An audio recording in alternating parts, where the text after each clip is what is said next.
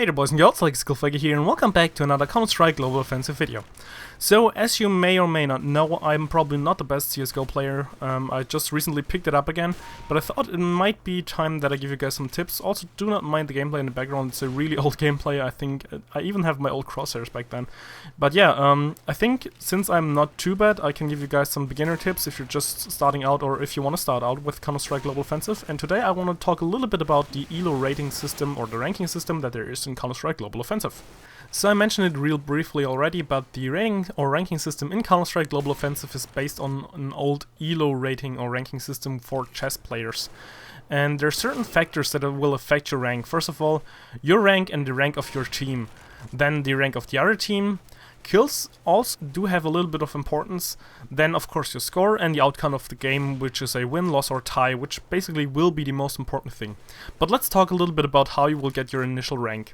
So first of all, you will have to win 10 competitive matches in the competitive matchmaking playlist. After those 10 matches you will get assigned a certain rank, that because when the game when you have no rank at all and just start playing out, the game has no idea what your rank will be or your kind of skill group they should put you in. Which is also the main thing, because you should always kind of play against similar skill players, and that's why the ranking system was implemented in the first place. Okay, so once again, for your first 10 competitive matches, you will be playing against other unranked players or lower ranked players so that you get not stomped. However, let's say you get your rank. So after those 10 competitive matches you've won, because you have to win them and not just play them, you have to win 10 competitive matches, then you will get assigned, let's say, a Nova 2. So now normally most of the time you will be playing against Nova 2s or Nova 1s or Nova 3s. The reason for this is being that there should always be a ±1 so that you're not always playing against the same rank players, because it is better for your rating if you're winning against higher ranked players, but it is worse for your rating if you're losing against lower ranked players. It is not as bad if you're losing against high ranks, and it's not as good if you're winning against low ranks, which is kind of obvious again, but this is just one of the ways the ELO rating works. So for example, if you're playing as a Nova 2, and for some reason you get, I don't know, like a, Master Guardian 2 within your team, then you probably also have a Master Guardian 1, 2 or 3, or which is called Master Guardian Elite, in the other team. And if you manage to kill that one all the time, this is better for your ELO rating, because then yet again, you were not expected to kill the Master Guardian, but you did nonetheless, and this again is better for your ELO rating.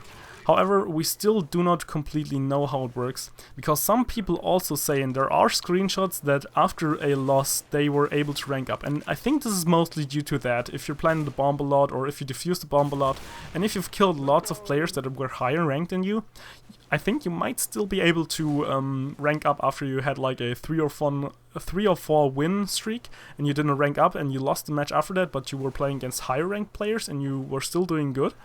I think this might be the reason for that.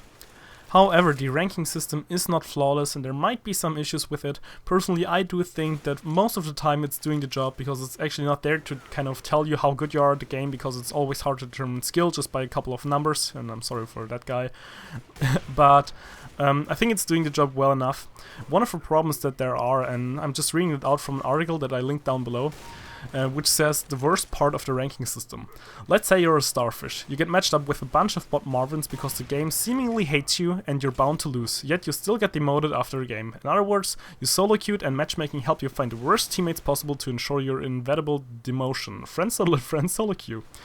And yeah, in theory this might happen. Normally there should be, since it's based on just person by person, so if there's like if you're a starfish, there will probably be another starfish in the other team as well, and there will probably be another bunch of bot Marvins as well, but there could also be, instead of the really good player and the really bad players, just a couple of average players. And normally a couple of average players will perform a lot better than a bunch of bad ones and just one good one, because one person cannot carry kind of a team.